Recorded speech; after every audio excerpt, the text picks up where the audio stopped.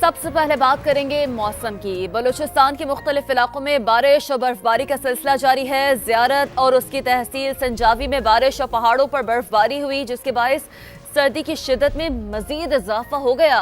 रात गए क्वेटा और अतराफ में गरज चमक के साथ मूसलाधार बारिश हुई।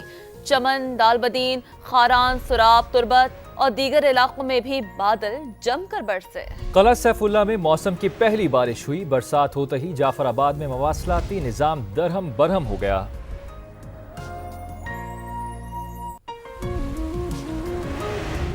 ज़ियारत और गर्दनवाह में रात गए शुरू होने वाली बर्फबारी सुबह सवेरे तक जारी रही। शहर में 6 इंच जबकि पहाड़ों पर 8 इंच के करीब बर्फ पड़ी। बर्फबारी के हसीन मनाजिर से मुकामी लोग और सयाह खूब इंजॉय कर रहे हैं।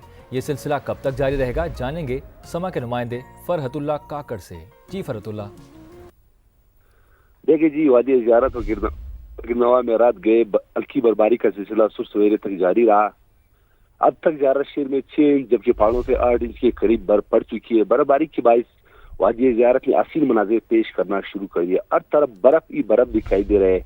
बाहर से आए हुए सियाह रेस्ट हाउसों से बाहर निकले, बर्फबारी को खूब इंजॉय करे, जबकि मुकामी लोगों ने भी घरों से निकलना शुरू कर दिया। मैं आपको बताता चलूं कि बर्फबारी के बायस सर्दी की शिद्दत में इंतहाई इजाफा हुआ है। गैस के प्रेशर में कमी हुई है। इसके साथ साथ मैं आपको बताता चलूं कि बर्फबारी शुरू होते ही जिलाई इंतजामी अलर्ट हुई। ज़ियारत कोतल के मुकाम पर बर्फबारी के बायस फिसलन की वजह से गाड़ियों मुकामी लोग और सयाह खूब इंजॉय कर रहे हैं। बहुत शुक्रिया फरहतुल्लाह काकड़, आपने तफसीलन अपडेट किया। वादी नीलम के बालाई इलाकों में कड़ाके की सर्दी, दर्जा हरारत -17 तक पहुंच गया। नदी नाले और चश्मे जम गए। मजीद बात करेंगे, ताओबट में मौजूद हैं समा के नुमाइंदे राजा साजिद से। जी राजा साजिद, मौसम कैसा है? जी बिल्कुल, वादी नीलम के बालाई इलाके इस वक्त शदीद सर्दी की लपेट में है। मैं इस वक्त मौजूद हूँ वादी नीलम के आखिरी गांव तौबाट में। यहाँ इस वक्त दर्जा हरारत -17 रिकॉर्ड किया गया है, जिसकी वजह से नदी नाले और चश्मे मुकम्मल तौर पर जम चुके हैं। खुश्क सर्दी की वजह से निज़ाम ज़िंदगी मफलूज होकर रह चुकी है।